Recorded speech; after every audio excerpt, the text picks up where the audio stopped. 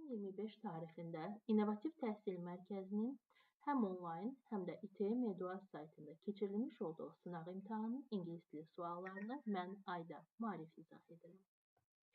Deməli, birinci və dördüncü suallarımız dinləməyə aiddir.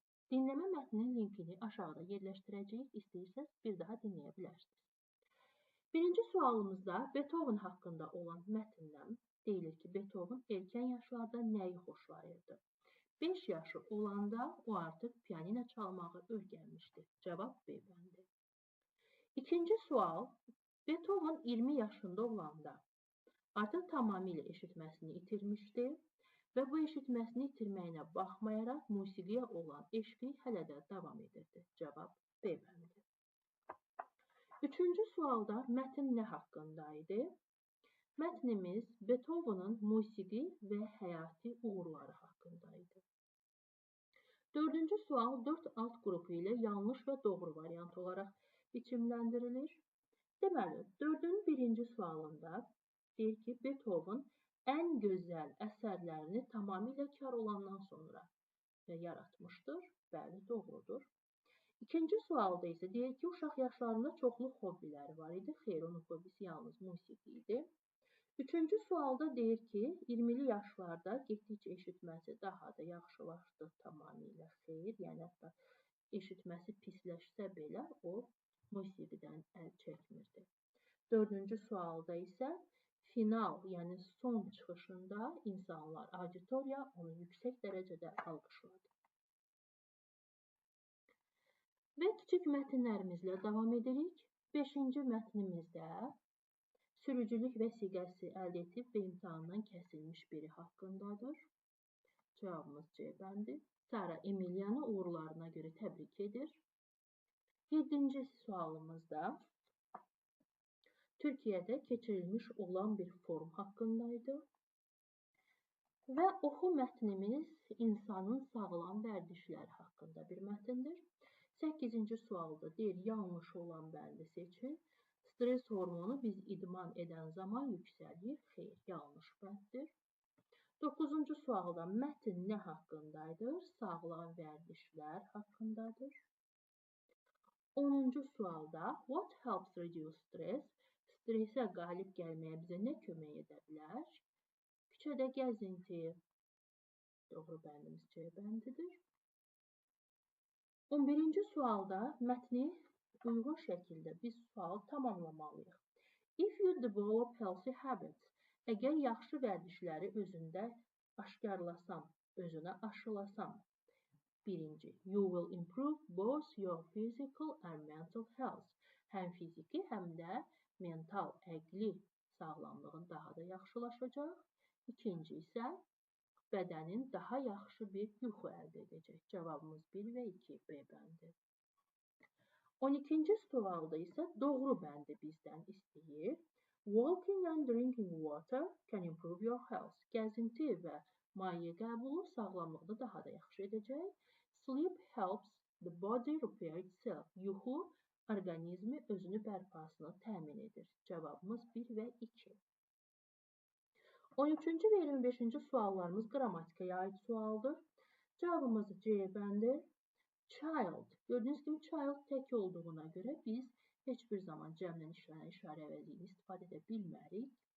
Bu tərəfdə isə digər tərəfdə görürsünüz ki, them sözünə uyğun bir əvəzlik seçilməli idi. Ona görə cavabımız C.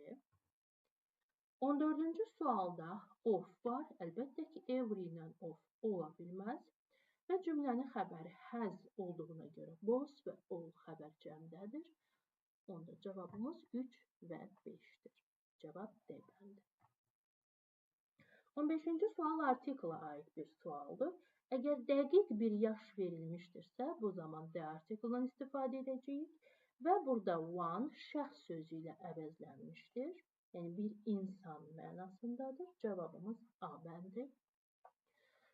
16-cı sual inkar əvəzliklərindəndir. No-dan sonra heç bir zaman artikl istifadə olunmaz.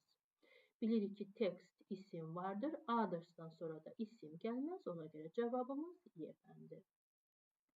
17-ci sual asılı və müstəqil yiyəlik hala aiddir.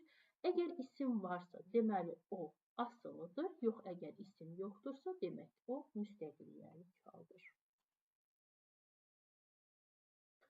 18-ci sual zamanlara aiddir. Əgər biz didn't görürüksə, o zaman feil birinci vəziyyətində yazılmalıdır.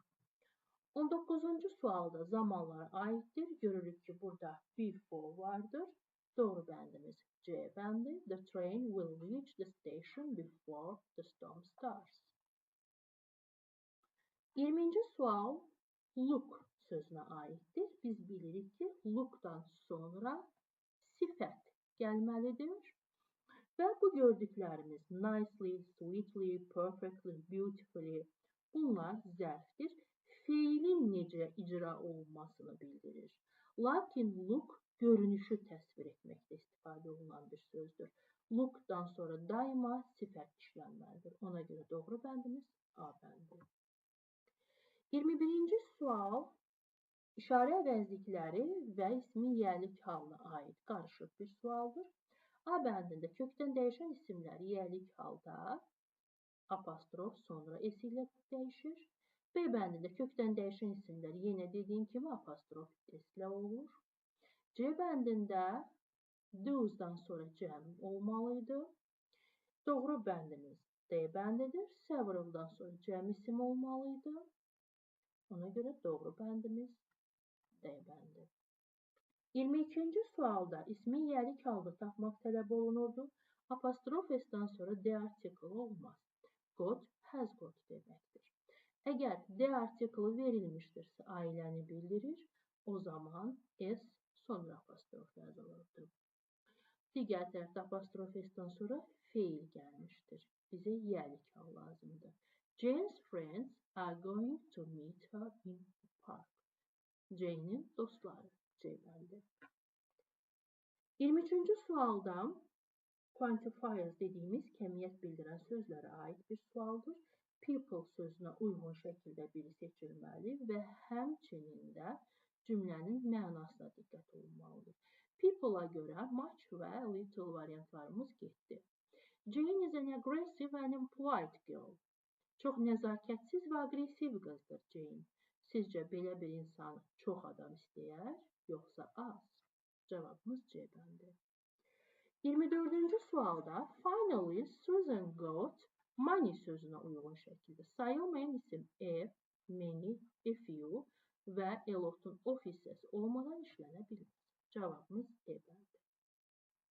25-ci sualda furniture sözünü əsas götürəcəyik. Buna görə few ola bilməz. Cavabımız hardly any, little, only'dan sonra e artiklı yazılmalıydı, yazılmayıb və no 1, 2 və 5 cavabımıza uyğundur. 26-cı sual şəkil əsasındadır.